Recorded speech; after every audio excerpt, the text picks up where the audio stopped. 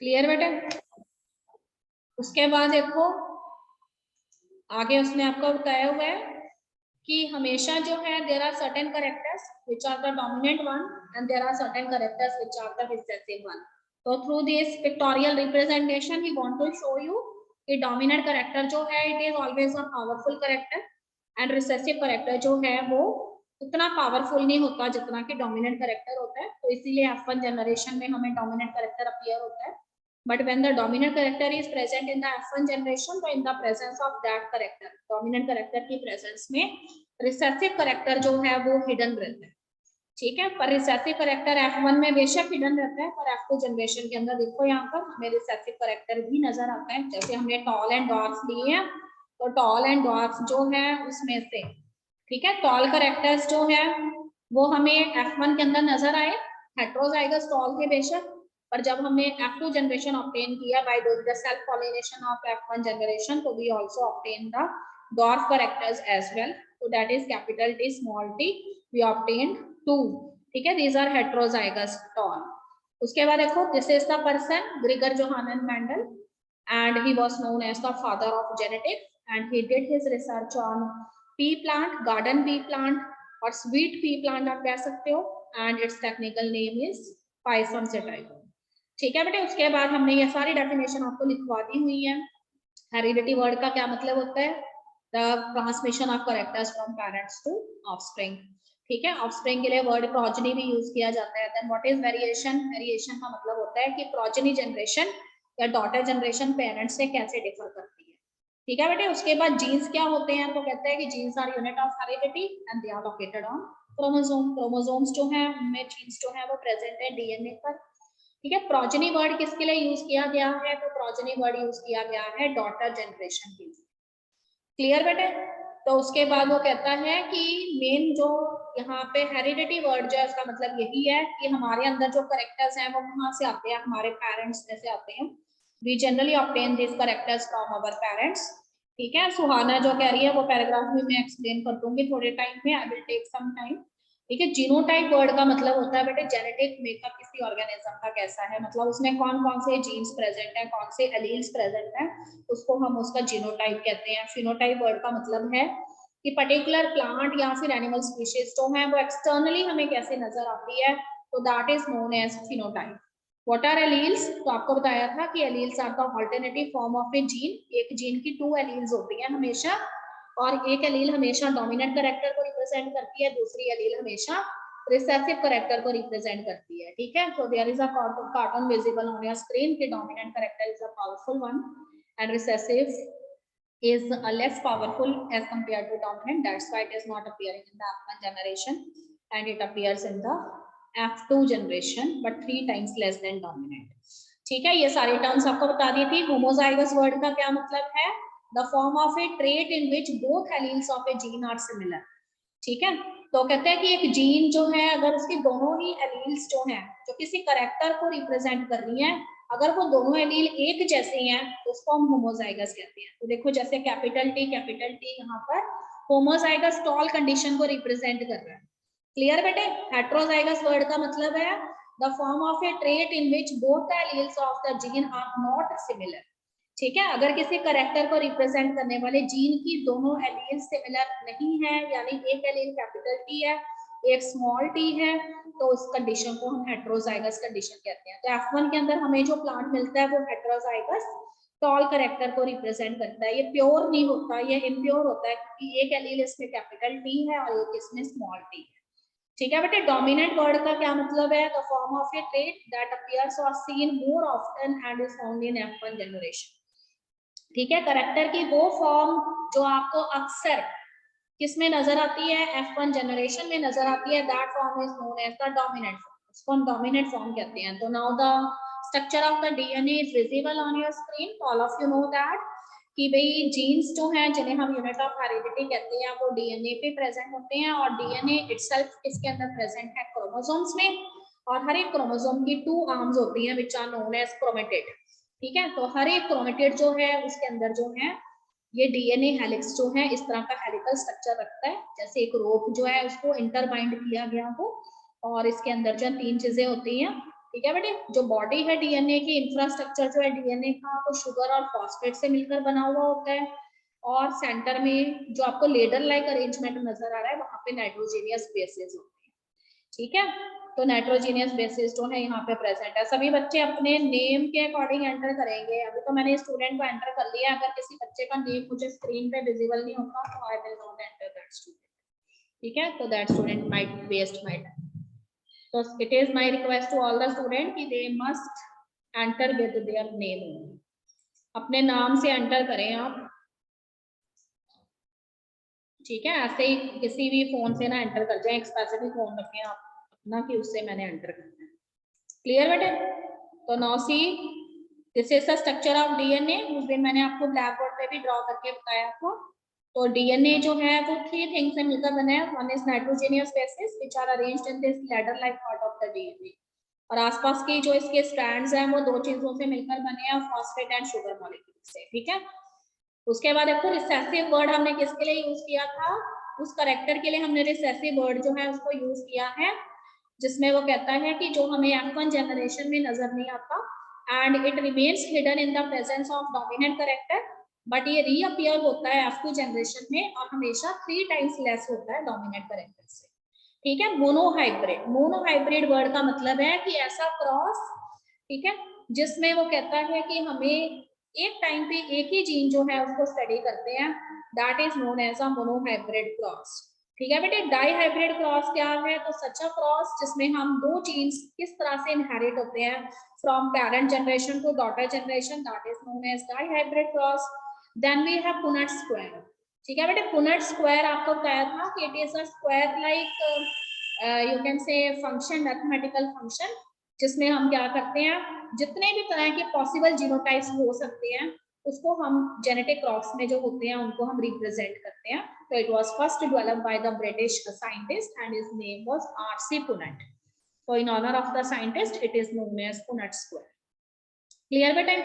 उसके बाद देखिए आगे, फिर आपको मैं दिखा रही हूँ कि कौन से 7 कैरेक्टर्स जो है मेंडल ने स्टडी किए थे। तो स्टेम जो है उसके अंदर उसने ये प्लांट के अंदर 7 कैरेक्टर्स उसने मेंडल ने स्टडी किए थे। तो देखो यहाँ से शुरू हो जाते हैं। सबसे पहले उसने स्टेम की लेंथ ली थी। ठीक है बेटे, लास्ट में देखिए स्टेम की लेंथ उसने सबसे पहले ली। तो tall and dwarf 2 type of characters आते हैं। ठीक है, 2 तरह के कैरेक्टर्स जो हैं वो इसके अंदर प्रेजेंट हैं। तो टॉल कैरेक्टर और ड्वार्फ कैरेक्टर, डोमिनेंट टॉल है और ड्वार्फ रिसेसिव। ठीक है बेटे, उसके बाद वो कहता है कि उसके अलावा जो है उसने फ्लावर्स का कलर लिया, फ्लावर्स की पोजीशन ली, देन उसके अंदर उसने पॉड का कलर लिया, पॉड की पोजीशन ली है, पॉड का कलर और पॉड की शेप ली है, सॉरी। उसके बाद उसने सीड का कलर लिया है और सीड की शेप लिया। ठीक है, राउंड सीड देखो आपको ऐसे नजर आएंगे एंड रिंकल्ड सीड आपको ऐसे नजर आएंगे। क्लियर बेटे? कलर कैसा हो सकता है, येलो सीड कलर हो सकता है या फिर ग्रीन सीड कलर हो सकता है। उसी तरह से पॉड जो है या तो उनके मार्जिन स्मूथ हो सकते हैं या फिर उनके मार्जिन पे इस तरह से डिजाइन हो सकते हैं। तो इसको हमने इन्फ्लेटेड या रिस्ट्रिक्टेड बोला है। क्लियर? तो these are the 7 characters that are used by Mendel. अब वो कहते हैं कि why Mendel has selected pea plant for his study. तो उसका एक कारण था कि भाई मेंडल जो थे उन्होंने पी प्लांट जो है उसको इसलिए स्टडी किया क्योंकि पी प्लांट का लाइफ साइकिल 6 मंथ का था और 1 ईयर के अंदर मेंडल जो है वो 2 जनरेशन स्टडी कर सकता था पी प्लांट की। हमेशा ऐसा मटेरियल रिसर्च के लिए यूज किया जाता है जिसका लाइफ साइकिल आपके लाइफ साइकिल से छोटा होना चाहिए, अदरवाइज जो पर्सन रिसर्च कर रहा होगा उसकी डेथ हो जाएगी एंड रिसर्च कंप्लीट नहीं होगी। क्लियर बेटे?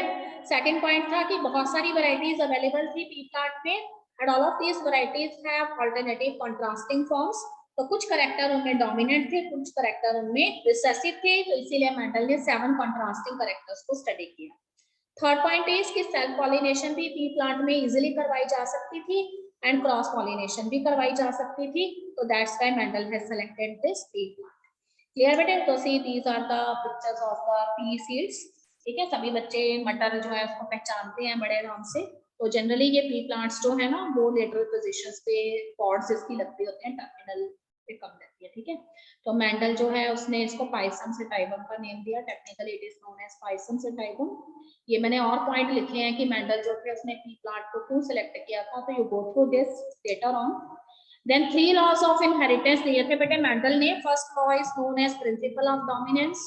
Second law is known as principle of segregation and third law is known as principle of independent assortment.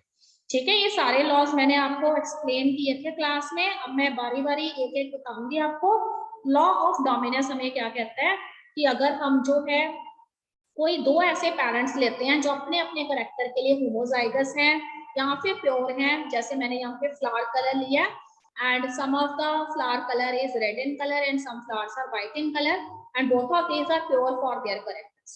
ठीक है, मतलब कहने का मतलब है कि अगर रेड फ्लावर कलर है तो उसमें कैपिटल आर है और अगर व्हाइट फ्लावर कलर है तो उसमें स्मॉल आर है, यानी दोनों एलील्स जो हैं वो यहाँ पे होमोजाइगस एलील है। तो one is homozygous dominant and other is homozygous recessive. अब देखो F1 जनरेशन में लॉ ऑफ डोमिनेंस फॉलो हो रहा है, तो हमें जो भी फ्लावर मिले हैं वो दिखने में हमें कैसे कलर के नजर आएंगे, तो कहता है कि भाई दिखने में हमें रेड कलर के नजर आएंगे। ठीक है बेटे, F2 जनरेशन जो है उसके अंदर कहता है कि फ्लावर जो है वो आपको कैसे नजर आएंगे, तो 3 फ्लावर हमें रेड नजर आएंगे and 1 flower is of white colour. तो इसका मतलब फिनोटिपिक रेशियो मोनोहाइब्रिड क्रॉस में क्या होगी है 3:1। और अगर जीनोटिपिक रेशियो की बात करें तो फर्स्ट जो हमें रेड फ्लावर नजर आ रहा है उसमें कैपिटल आर प्रेजेंट है, पर ये जो दो और रेड फ्लावर हमें नजर आ रहे हैं सेकंड एंड थर्ड, उसका मेकअप जो है वो कैपिटल आर स्मॉल आर है। ठीक है बेटे, और व्हाइट फ्लावर का मेकअप है स्मॉल आर। इसका मतलब बीच वाले दो रेड फ्लावर जो है वो हेटेरोजाइगस रेड है, फर्स्ट वाला होमोजाइगस रेड है एंड लास्ट वाला होमोजाइगस व्हाइट है। क्लियर बेटे? तो लॉ ऑफ डोमिनेंस यही कहता है कि अगर हम प्योर लाइन वैरायटीज या फिर ऐसे पेरेंट्स जो होमोजाइगस हैं अपने कैरेक्टर्स के लिए, इनके बीच में क्रॉस पॉलिनेशन करवाते हो, तो F1 generation always show the character of the dominant parent, the character of the recessive parent it remains hidden, but it reappears in the F2 generation in the ratio of 3:1. ठीक है बेटे, clear? उसके बाद वो कहते हैं कि next law is known as the law of segregation. And what is law of segregation? Law of segregation states that allele pairs separate and segregate during gamete formation। कहता है कि किसी भी पर्टिकुलर ऑर्गेनिज्म में जब गैमीट्स का formation होना होता है तो पेरेंट्स में से जो एलील पेयर्स आए होते हैं वो एलील पेयर क्या कर जाती हैं, सेपरेट कर जाती हैं गैमीट फॉर्मेशन के दौरान, और फिर से ये एलील्स जो हैं वो एक दूसरे के साथ रैंडमली कंबाइन करती हैं और फिर से अपनी पेयरिंग करती हैं। और ये पेयरिंग जो है वो किस प्रोसेस के दौरान होती है, जब गैमेट्स का फ्यूजन होता है यानी फर्टिलाइजेशन होता है। ठीक है, तो I am reading the statement. This law states that allele pair separate and segregate during gamete formation and the paired condition is restored by the random fusion of the gametes during fertilization। ठीक है, तो आपने monohybrid and dihybrid cross के अंदर देखा हुआ है कि कैसे एलील्स जो हैं वो सेपरेट हो जाती हैं और सेपरेट होने के बाद जो है वो फिर से नए कॉम्बिनेशन बनाती है। देखो इस एग्जांपल के अंदर रेड फ्लावर को रिप्रेजेंट किया कैपिटल आर से, व्हाइट को स्मॉल आर से। तो देखो बेटा रेड फ्लावर जो है उसमें से एक रेड एलील आ गई है इधर, व्हाइट फ्लावर में से एक स्मॉल आर आ गई है, और दोनों एलील फिर एक दूसरे के साथ क्या होगी, सेपरेट होगी। तो आपको बताया था कि हमेशा F1 के अंदर हम लिखते बेशक एक बार है कैपिटल आर स्मॉल आर, पर इसकी हमारे पास 2 कॉपीज होती हैं, तो इसका मतलब मुझे कैपिटल आर स्मॉल आर 2 बार मिला है, capital R small r then capital R small r. और उसके बाद जो है ये चारों एलील सेपरेट हो जाएंगी और लास्ट में अब जब F2 जनरेशन मुझे मिलेगी तो मुझे कैपिटल आर 1 मिलेगा, कैपिटल आर स्मॉल आर मुझे 2 मिलेंगे और स्मॉल आर मुझे 1 मिलेगा। मतलब कहने का मतलब ये है कि सारे की सारी एलील्स जो हैं वो पहले अलग हो जाती हैं और फिर से वो रैंडमली कंबाइन करते हैं दूसरे वाले जीन की एलील्स के साथ और फिर नए कॉम्बिनेशंस F2 जनरेशन में फॉर्म करते हैं। ठीक है बेटे, third law is known as law of independent assortment. Law of independent assortment क्या बोलते हैं कि this law states that if we consider the inheritance of 2 or more genes at a time, their distribution in the gametes and in the progeny of the subsequent generation are independent of each other। ठीक है, तो कहता है कि अगर आप एक time पे एक से ज्यादा जीन्स जो है उनके इनहेरिटेंस को स्टडी कर रहे हो तो फिर वो कहता है कि ये जीन्स जो है इनमें प्रेजेंट होने वाली जो एलील्स हैं वो हमेशा एक साथ नहीं रहती। ठीक है, वो इंडिपेंडेंटली एक दूसरे से अलग हो जाती हैं और फिर जब नई जनरेशंस फॉर्म करती हैं तो उसके अंदर ये एलील्स रैंडमली कंबाइन करके किसी दूसरे जीन की एलील के साथ भी ये जुड़ सकती हैं और नए जेनेटिक कॉम्बिनेशंस दे सकती हैं। देखो इसको कैसे समझेंगे, डाईहाइब्रिड क्रॉस से। ठीक है बेटे, यहाँ पे हमने डाईहाइब्रिड क्रॉस आपको दिखाया हुआ है, हमने यहाँ पर pod colour and pod shape ली है और उसको हमने यहाँ पे रिप्रेजेंट किया है। तो इस तरह से अगर पूरे क्रॉस को हम ध्यान से देखें तो उसके अंदर वो कहता है कि हमें अलग अलग कलर्स जो है वो नजर आ रहे हैं। तो 9 हमें जो है वो आपको क्या नजर आएंगे, तो कहते हैं कि कुछ हमें जो है 9 करेक्टर्स ऐसे नजर आएंगे जो पैरेंट्स के अंदर ऑलरेडी प्रेजेंट होंगे। ठीक है, तो यहाँ पे उसने ये थोड़ा सा कॉम्प्लिकेटेड है, मैं तुम्हें सीड वाला दिखाती हूँ, मोनो ये वाला। ठीक है बेटे, इसमें देखो इस वाले क्रॉस के अंदर डाई हाइब्रिड में हमने जो है 4 कॉम्बिनेशन ऑब्टेन किए थे। तो अगर आपने capital R capital R capital Y को हमने क्रॉस किया किसके साथ, स्मॉल आर स्मॉल वाई के साथ। तो आपको पता है कैपिटल आर सीड की राउंड शेप है और कैपिटल वाई सीड की येलो कलर है। एंड दूसरी तरफ उसके कॉरस्पॉन्डिंग शेप है रिंकल्ड, और रिंकल्ड के साथ है ग्रीन। ठीक है, तो F1 के अंदर हमारे पास कॉम्बिनेशन आ गया कैपिटल आर में से एक कैपिटल आर, देन उधर से एक स्मॉल आर। ठीक है, एक कैपिटल वाई और एक स्मॉल वाई। फिर उसको हमने इस तरह से उसमें से 4 गैमेटिक कॉम्बिनेशन जो है हमने निकाल लिया यहाँ पर। तो देखो capital R capital Y, then capital R capital Y. ठीक है बेटे, उसके बाद ये देखो ये 4 कॉम्बिनेशन हमें जो मिले हैं उसको हमने 8 टाइम्स, मतलब 4 ऊपर लिख लिए हैं 4 नीचे लिख लिए हैं, and then we obtain this combinations. मैंने आपको बताया था कैसे हमने लिखने हैं, ये आर को इकट्ठे लिखेंगे, वाई को इकट्ठे लिखेंगे। ठीक है बेटे, तो हमें ओवरऑल रिजल्ट ये मिलता है कि 9 हमें राउंड येलो मिलते हैं जो ऑलरेडी पेरेंट्स में भी कॉम्बिनेशन था, और हमें 1 मिलता है रिंकल्ड ग्रीन, ये भी पेरेंटल करेक्टर है, पर 2 नए करेक्टर हमें बीच में मिले हैं। ठीक है, हमें राउंड के साथ ग्रीन भी मिला है, हमें रिंकल्ड के साथ येलो भी मिला है, और 3 मिले हैं ये। तो इसको हम नॉन पेरेंटल करेक्टर्स कहते हैं because these are not present in the parents, ये पेरेंट्स में प्रेजेंट नहीं होते हैं। तो ये नॉन पेरेंटल करेक्टर्स कैसे आए, तो बिगनिंग में ही चैप्टर में मैंने आपको बताया था कि सेल डिवीजन जो रिप्रोडक्टिव सेल्स में होती है it is known as meiosis. और मियोसिस के दौरान क्या होता है, तो कहते हैं कि मियोसिस के दौरान जो है एक स्टेज आती है, that stage is known as prophase 1। Prophase 1 में एक सब स्टेज आती है which is known as pachytene, और पैकेटीन में एक प्रोसेस होता है जिसको क्रॉसिंग ओवर कहते हैं, और उसमें होमोलॉगस क्रोमोसोम्स की पहले पेयरिंग होती है, फिर वो अपने पार्ट एक दूसरे के साथ एक्सचेंज कर लेते हैं। तो आपको पता है कि क्रोमोसोम के अंदर ही डीएनए और डीएनए में जीन्स प्रेजेंट है, तो जब क्रोमोसोम अपने पार्ट एक्सचेंज करेंगे तो उनमें प्रेजेंट जीन्स भी एक पर्टिकुलर सेगमेंट क्रोमोसोम से दूसरे पे चले जाएंगे। तो यहाँ पे वही चीज हुआ है, तो राउंडर येलो एक साथ थे, दूसरी तरफ रिंकल्ड और ग्रीन जीन एक साथ थे। ठीक है, तो अब क्या हुआ, राउंड वहीं पे पड़ा रह गया और दूसरे वाले क्रोमोसोम में से यहाँ पे ग्रीन आ गया और इसका येलो शिफ्ट होके किसके साथ चला गया, और रिंकल्ड के साथ चला गया। तो इसलिए हमें 2 नए करेक्टर मिल गए हैं क्रॉसिंग ओवर की वजह से, which are known as round green and wrinkled.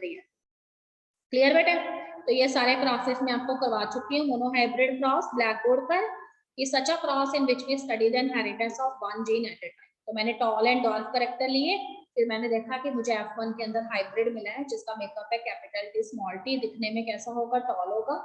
फिर देखो चारों एलील सेपरेट होगी, 4 मैंने इसलिए बोला है क्योंकि ये कैपिटल T स्मॉल t की मुझे 2 कॉपीज मिली है F1 में, और ये 4 एलील्स को मैंने ऐसे लिख लिया पुनेट स्क्वायर में, capital T small t capital T small t, और फिर कैपिटल T को कैपिटल T के साथ कर दिया, देन कैपिटल T को स्मॉल t के साथ, देन स्मॉल t को कैपिटल T के साथ, देन स्मॉल t को स्मॉल t के साथ। ठीक है, तो हमें जेनेटिक रेशो मिल गया 1:2:1 की रेशो में मिल गई है पुनेट स्क्वायर में। ये मोनोहाइब्रिड रेशो बोलते हैं इसको, जीनोटाइपिक रेशो भी बोलते हैं, और 3:1 हमें रेशो जो मिलेगी उसको फेनोटाइपिक रेशो बोलते हैं। क्लियर बेटे, तो ये डाइहाइब्रिड क्रॉस अभी मैंने आपको एक्सप्लेन किया। Now the another thing is incomplete dominance. तो व्हाट इज इनकम्प्लीट डोमिनेंस, कल मैंने आपको समझाया था, there is a plant, one plant is known as snapdragon, another plant is known as 4 o'clock plant। ठीक है, तो स्नैपड्रैगन और 4 o'clock plant जो है उनमें इनकम्प्लीट डोमिनेंस हमें नजर आता है। तो देखो इन दिस पिक्चर, इस पिक्चर के अंदर आपको नजर आ रहा है, हमने रेड फ्लावर कलर लिया था, हमने व्हाइट फ्लावर कलर लिया है, and when we cross these parents, red flower and white flower, here red flower is dominant over white flower in snapdragon। तो what you obtain in the F1 generation, हमें सारे के सारे flower कैसे मिले हैं, पिंक मिले हैं, जबकि हमें कैसे मिलने चाहिए थे, रेड मिलने चाहिए थे according to law of dominance. तो कहते हैं कि यहाँ पे इनकम्प्लीट डोमिनेंस आ जाता है, जिसको हम ब्लेंडिंग इनहेरिटेंस भी कहते हैं, मींस 2 करेक्टर यहाँ पे ब्लेंड हो गए हैं, मिक्स हो गए हैं। ठीक है बेटे, तो ऐसा तब होता है जब वो कहता है कि हमारा जो डोमिनेंट जीन है वो एफिशिएंट नहीं होता, यहाँ पर वो थोड़ा सा लेस एफिशिएंट रहता है, तो उसकी वजह से रिसेसिव जीन जो है वो स्मार्ट बन जाता है और वो भी अपना एक्सप्रेशन F1 में शो करने लगता है, and because of that in the F1 generation we obtain the pink color flowers, and when we do the selfing of these pink color flowers or self pollination, तो हमें 1 red मिलता है, 2 हमें pink मिलते हैं और 1 हमें व्हाइट मिलता है। जीनोटाइपिक रेशियो हमारे पास हो जाती है 1:2:1 की। फिनोटाइपिक रेशियो भी सेम रहेगी, 1:2:1 की रेशियो रहेगी। 1 रेड होगा, 2 पिंक नजर आएंगे और 1 हमें व्हाइट नजर आएगा। इसको हम इनकम्प्लीट डोमिनेंस कहते हैं। ठीक है बेटे, उसके बाद मैंने आपको करवाया था कोडोमिनेंस और मल्टीपल एलेलिज्म। तो what is codominance? Codominance word मैंने इसलिए यूज किया था कि एक ही टाइम पे 2 एलील्स जो हैं यहाँ पर डोमिनेंट है। ठीक है, मल्टीपल एलेलिज्म इसलिए कहा था कि सिर्फ 2 एलील नहीं है। कितनी एलील्स हैं? 3 एलील्स हैं जो कि एक कैरेक्टर को कंट्रोल कर रही हैं, और वो कैरेक्टर है ह्यूमन ब्लड ग्रुप। तो कहते हैं कि when 2 alleles are dominant at a time, such a phenomenon is known as codominance, and it is also called as multiple allelism because not only 2 alleles are there, there are how many alleles? 3 alleles. So ABO blood group, that is the common example. So here I have written 4 type of blood groups are there. A blood group is there, then B blood group, AB blood group, and then O blood group. ठीक है बेटे, तो यहाँ पे देखो उसने small I को यहाँ पे उसने I0 से रिप्रेजेंट कर दिया है, पर हमारी बुक में स्मॉल आई है तो आप स्मॉल आई के अकॉर्डिंग चलेंगे। इस वाले डायग्राम में हमने स्मॉल आई लिया है। ठीक है, तो याद रखेंगे IA के साथ अगर स्मॉल आई आ जाता है या I0 आ जाता है तो पर्सन जो है उसका ब्लड ग्रुप हो जाएगा A। ठीक है, अगर दोनों एलील्स होमोजाइगस आ जाती हैं IA एंड IA, देन पर्सन का ब्लड ग्रुप हो जाएगा A। और अगर कहते हैं कि एलील्स जो हैं वो IB के साथ स्मॉल आई आ जाती है या फिर I0 आ जाती है, देन पर्सन का ब्लड ग्रुप B होगा। अगर IB के साथ IB आ जाती है, then the blood group of the patient is B again. और अगर दोनों डोमिनेंट एलील एक साथ आ जाती हैं IA और IB, तो पर्सन जो है उसका ब्लड ग्रुप हो जाएगा AB। ठीक है, और अगर दोनों ही स्मॉल आई आ जाती हैं या फिर I0 आ जाती हैं तो पर्सन का ब्लड ग्रुप होगा O। ठीक है बेटे, तो IA यहाँ पे A टाइप ऑफ एंटीजन है, IB B type of antigen है, और अगर दोनों A और B एंटीजन इकट्ठा प्रेजेंट है तो फिर ब्लड ग्रुप हो जाएगा AB, और अगर कोई भी एंटीजन प्रेजेंट नहीं है तो ब्लड ग्रुप हो जाएगा O। कल मैंने आपको बताया था AB वाला जो पर्सन है वो यूनिवर्सल रिसिपिएंट होता है, it can receive blood from all the other persons, and जो O ब्लड ग्रुप है वो यूनिवर्सल डोनर है। ठीक है बेटे, इसके बारे में डिटेल में हम 11th क्लास में बताएंगे when the students will take medical, then only we will tell them in detail. Okay, और अगर कोई नॉन मेडिकल भी लेता है तो वो भी इंटरेस्टेड है तो उसे भी बता दिया जाएगा, that student can meet me, I will explain. ठीक बेटे, तो अब वो कहता है कि ऐसा है क्यों। तो एंटीजेंस क्या होते हैं? तो antigens are the special type of glycoproteins that are present on the surface of the RBCs. अगर ह्यूमन आरबीसीज को हम ध्यान से देखें, then on the surface of the human RBCs, means on the cell membrane of the RBCs, special type of glycoproteins are present which are called as antigens। ठीक है, तो जो भी एंटीजेंस जो है वो आरबीसी की सरफेस पे प्रेजेंट होते हैं ना, उसके वेस्ट जो है बॉडी आपकी क्या प्रोड्यूस करती है? एंटीबॉडीज प्रोड्यूस करती है। Now the students are surprising कि व्हाट आर दीज एंटीबॉडीज। तो देखो बेटे, एंटीबॉडीज जो है वो भी प्रोटीन ही होते हैं। तो आपकी बॉडी जो है जब भी कोई एंटीजन देखती है तो उस एंटीजन को ऐसा फॉरेन मटेरियल कंसीडर करती है, और आपका बॉडी का इम्यून सिस्टम एक्टिवेट हो जाता है और वो मिलियंस ऑफ एंटीबॉडीज बनाता है जो प्रोटीन्स होते हैं, और ये प्रोटीन्स जो है वो फाइट करते हैं। ठीक है, और किसी भी फॉरेन एजेंट के साथ और उसको किल करने की कोशिश करते हैं। तो अगर आपकी बॉडी जो है उसमें ये एंटीजन प्रेजेंट है तो उसके अगेंस्ट बनने वाली एंटीबॉडीज भी होंगी, और अगर बी है तो उसके अगेंस्ट बनने वाली एंटीबॉडीज जो है वो ए होंगी। हमेशा अपोजिट एंटीबॉडीज जो है वो डेवलप होती है। इसके अलावा मैंने आपको बताया था कि there is one another type of antigen and that antigen is known as the RH antigen. तो initially what the scientist they studied की भाई जो क्या कहते हैं रिसस मंकी है उसके आरबीसीज को जब उन्होंने स्टडी किया तो उन्होंने ये देखा कि भाई रिसस मंकी का जो आरबीसीज है उसमें ए और बी एंटीजन के अलावा there is one another antigen present and that antigen is known as the RH factor। ठीक है, तो RH factor, RH word use किया है, R यहाँ पे कैपिटल है, H यहाँ पे स्मॉल है। ठीक, तो RH फैक्टर वर्ड जो है वो उसने यूज किया है यहाँ पर किसके लिए? रिसस के लिए। तो in honour of rhesus monkey इसका नाम दिया गया RH फैक्टर। तो अगर किसी पर्सन के आरबीसी जो है उसमें A B प्रेजेंट है और उसके साथ RH फैक्टर भी प्रेजेंट है तो वो A भी पॉजिटिव होगा। अगर A और B एंटीजन प्रेजेंट है पर RH फैक्टर प्रेजेंट नहीं है तो वो A नेगेटिव होगा। क्लियर बेटे? इसके अलावा कहते हैं कि अगर O है तो O में भी O पॉजिटिव O नेगेटिव है, A में भी A पॉजिटिव A नेगेटिव। तो हमेशा याद रखो पॉजिटिव तब होता है जब RH फैक्टर प्रेजेंट होता है और नेगेटिव तब होता है जब RH फैक्टर प्रेजेंट नहीं होता है। क्लियर बेटे? What is the phenotype of Mirabilis jalapa? बेटे फिनोटाइपिक रेशियो जो है यहाँ पे जीनोटाइपिक रेशियो के बराबर ही रहेगी, ठीक है, क्योंकि देखो हमें एक फ्लावर जो है वो पिंक मिले, एक फ्लावर हमें रेड मिलना है, दो हमें पिंक मिलने हैं और एक फ्लावर हमें जो है वो व्हाइट मिलना है। तो फिनोटाइपिक और जीनोटाइपिक रेशियो जो है यहाँ पर सेम रहेगी, ठीक है। ब्लड ग्रुप कौन सा यूनिवर्सल रिसीवर होता है? तो बेटे यूनिवर्सल रिसिपिएंट जो है वो AB ब्लड, ठीक है, AB ब्लड ग्रुप वाला पेशेंट जो है वो सभी से ब्लड जो है वो रिसीव कर सकता है। क्लियर? तो this is a small presentation, I have made this presentation for class 12, पर उनमें और भी ज्यादा है तो हम यहाँ तक आपको कोडोमिनेंस तक आपको ये वाली प्रेजेंटेशन से काफी हेल्प मिल जाएगी, ठीक बेटा? तो आप जो है इसमें से कर सकते हैं। हाँ जी, 1 minute Bhumi, I will give you that option. Bhumi, can you unmute yourself and speak? Yes ma'am.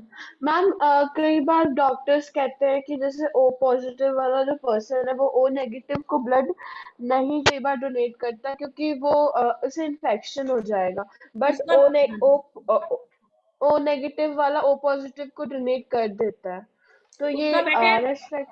उसका बेटे ये कारण है ना कि देखो पहले तो A और B एंटीजेंस की रहता था ना, तो RH फैक्टर जो है उसकी मैचिंग भी की जाती है। जब ब्लड ट्रांसफ्यूजन करवाना होता है ना तो RH फैक्टर जो है इसको मैच करना भी जरूरी होता है। अदरवाइज क्या होता है कि RH फैक्टर जो है अगर मैच नहीं करेगा तो फिर क्लम्पिंग हो जाती है ब्लड की, ठीक है। क्लम्पिंग का मतलब होता है कि जो RH फैक्टर है उसके अगेंस्ट जो एंटीबॉडीज बनती है वो पेशेंट की RBCs को डिस्ट्रॉय करने लग जाती है और उसकी वजह से पेशेंट जो है उसको सीवियर अनीमिया हो सकता है।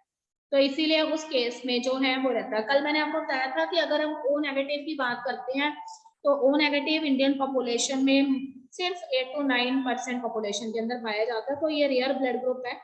तो जो भी O नेगेटिव वाले पेशेंट्स है ना तो उसमें हम जो है RH फैक्टर जो है उसको मैच करने की जरूरत नहीं रहती है। O पॉजिटिव के लिए ओनली RH फैक्टर को मैच किया जाता है। यस बेटा सुहाना बोलो। मैम एक बार बता दो कि ब्लड ग्रुप पॉजिटिव और नेगेटिव कब होते हैं RH फैक्टर के साथ? बेटा अगर तो A और B एंटीजेंस जो हैं, ठीक है, देखो किसी पेशेंट के अंदर A रहेगा किसी में B रहेगा, जिसमें A एंटीजन है उसका तो ऑब्वियसली ब्लड ग्रुप A ही है। पर अगर A एंटीजन के साथ ह्यूमन RBCs जो है उनकी सरफेस पे हमें साथ में जो है RH फैक्टर भी मिला है ऐसा antigen which is a third antigen, तो फिर पेशेंट के ब्लड ग्रुप को हम बोलेंगे A पॉजिटिव, ठीक है। उसी तरह से B के केस में भी सेम है कि अगर B एंटीजन के साथ साथ RH फैक्टर भी प्रेजेंट है तो पेशेंट का ब्लड ग्रुप B पॉजिटिव होगा। क्लियर बेटे? और अगर वो कहता है कि AB दोनों ही है उसके अंदर एंटीजन साथ में RH फैक्टर भी है तो AB पॉजिटिव, और अगर RH फैक्टर नहीं है पर बाकी एंटीजेंस हैं, ठीक है, तो उस केस में जो है पेशेंट का ब्लड ग्रुप AB नेगेटिव हो जाए। उसी तरह से O के केस में तो एंटीजेंस होते ही नहीं है A और B, पर अगर RH फैक्टर प्रेजेंट है तो उस पेशेंट का ब्लड ग्रुप O पॉजिटिव होगा, नहीं है तो फिर O नेगेटिव होगा, ठीक है। तो this much you must have to done in 10th class. पर इसके अलावा भी अगर किसी बच्चे के माइंड में कोई नए क्वेश्चन आ जाते हैं जो हमारे सिलेबस का पार्ट नहीं है पर बच्चा फिर भी इंटरेस्टेड है उसको जानने में, तो वो स्टूडेंट मुझे अपना जो भी क्वेश्चन है उसको सेंड करेगा। I will give the answer इधर in the form of a voice message, ठीक है, या फिर मैं उसको रिटर्न में उसका आंसर जो है वो बता दूँ। क्लियर बेटे? अब हम सुहाना जो है उसको शायद उसमें चैप्टर में भी रीडिंग में कुछ प्रॉब्लम आ रही है या हो सकता है कुछ टेक्निकल टर्म्स जो है दी हुई है, ठीक है बेटे। तो मैं थोड़ा सा उसमें से आपको बता देती हूँ। I will take 1 more period. तो अगर बच्चों को लग रहा है कि ये वाले चैप्टर जो है उसकी रीडिंग करने से भी हमें थोड़ी डिफिकल्टी आ रही है तो कोई बात नहीं, we have lot of time, हम देख लेंगे इसका रीडिंग वाला पोर्शन भी। और कल प्रियांशु मुझे कह रहा था सेक्स डिटर्मिनेशन के हमने नोट्स में नहीं लिखा हुआ है तो वो भी बेटे डाल देंगे, इनकम्प्लीट डोमिनेंस भी डाल देंगे, ठीक है, टेस्ट क्रॉस भी डाल देंगे। कल टेस्ट क्रॉस में कुछ बच्चों को समझ नहीं आया होगा, मैंने जल्दी जल्दी बताया था तो वो मैं आपको बता दूंगी. I will take one more period for explanation of this chapter, one line by line through NCERT. ठीक है, no problem is there. Aanchal want to speak something. Yes बेटे आंचल. मैम जो Yes. सेक्सुअली रिप्रोड्यूसिंग एनिमल्स होते हैं उनकी जो offsprings का जो लाइफ स्पैन वो बढ़ जाता है क्योंकि उसमें वेरिएशंस आ जाती हैं. लेकिन जो डायनासोर थे वो भी तो सेक्सुअली रिप्रोड्यूसिंग थे, तो फिर उनका एक्सटिंक्शन का कारण क्या था? आंचल थोड़ा सा ऊंचा बोलना. मुझे डायनासोर सुनाई दिया बेटा, उसके बाद नहीं सुनाई दिया. हाँ जी, आप ये कह रहे मैम हो कि आपने सेक्सुअली पहले चैप्टर रिप्रोड्यूसिंग में ऑर्गेनिजम्स में बताया था कि वेरिएशंस जो ज्यादा होती हैं, ये बोला है आपने. हाँ जी बेटे आगे बोलो. यस मैम, लेकिन डायनासोर एसेक्सुअल रिप्रोड्यूसिंग तो नहीं थे, वो भी सेक्सुअली रिप्रोड्यूस ही करते थे. लेकिन फिर वो एक्सटिंक्ट हो गए, उसका कारण क्या था? बेटे क्योंकि उसमें आपने वेरिएशंस अगर तो थ्योरी उसमें भी ऑफ आ. एवोल्यूशन पढ़ी है ना, तो when you enter into higher classes you will study theory of evolution. इस चैप्टर को भी हमने पूरा नहीं ना कंप्लीट किया है, इसका आधा पोर्शन एवोल्यूशन का था. तो अगर रिवाइज्ड सिलेबस ना होता तो हम आपको बताते कि वेरिएशंस जो है जब ज्यादा टाइम तक एक्यूमुलेट होती रहती हैं तो उन वेरिएशन से नई स्पीशीज जो है वो ओरिजिनेट होती हैं. Accumulation of variation will lead to evolution. ठीक है, तो there are so many other scientist who have given different evidences for evolution. ठीक है, तो उसमें से एक बहुत ही सॉलिड जो कंक्लूजन साइंटिस्ट के द्वारा दिया गया था, डायनासोर्स जो है उनके एक्सटिंक्शन का जो कारण था वो था कि डायनासोर्स जो है, कुछ साइंटिस्ट जो है वो ये भी मानते हैं कि डायनासोर्स में मास एक्सटिंक्शन हुआ था. पूरे एक ही टाइम पे डायनासोर की स्पीशीज एक्सटिंक्ट हो गई थी and there may be some of the collision that happened between the planet Earth and the celestial bodies. ठीक है, आपने मीटोराइट्स के बारे में पढ़ा हुआ है, एस्टेरॉइड्स के बारे में पढ़ा हुआ है. तो कहते हैं कि कुछ सिलिशियस बॉडीज जो है उनका अर्थ के साथ कोलिजन हुआ था जिसकी वजह से डायनासोर का मास एक्सटिंक्शन हो गया. ठीक है, कुछ साइंटिस्ट का ये मानना है कि use and disuse of organ जो है वो डायनासोर्स के कारण थे एक्सटिंक्ट होने का. कि ऐसा नहीं है कि अभी भी कुछ साइंटिस्ट ये मानते हैं कि डायनासोर्स जो हैं वही एक्सटिंक्ट नहीं हुए, बल्कि वो अपनी छोटे फॉर्म में प्रेजेंट है. अगर आप लिजर्ड्स जो हैं उनको ध्यान से देखते हैं तो समवट लिजर्ड्स जो रेप्टाइल्स के अंदर आती हैं वो डायनासोर्स के साथ सिमिलैरिटीज शो करती हैं. ठीक है, तो अलग अलग साइंटिस्ट जो है ना उन्होंने डायनासोर्स के एक्सटिंक्शन के अलग अलग कारण बताए हैं. कईयों ने कहा कि प्लैनेट अर्थ के साथ कोई सिलिशियस बॉडी टकराई थी, वो बहुत हैवी थी और उसकी वजह से स्पीशीज एक्सटिंक्ट हो गई. कईयों ने ये कहा कि डायनासोर्स जो थे वो अपने सर्टेन बॉडी ऑर्गन्स का बहुत ज्यादा यूज नहीं करते थे, इसलिए धीरे धीरे उनका साइज रिड्यूस हो गया और वो अपनी शॉर्टर फॉर्म्स में अभी भी अर्थ पे प्रेजेंट है. और डायनासोर्स के जो प्रोजेनिटर्स हैं आगे के वो रेप्टाइल्स क्लास रेप्टिलिया के अंदर आते हैं. ठीक है, तो इस तरह से अलग अलग साइंटिस्ट ने अलग अलग व्यूज दिए.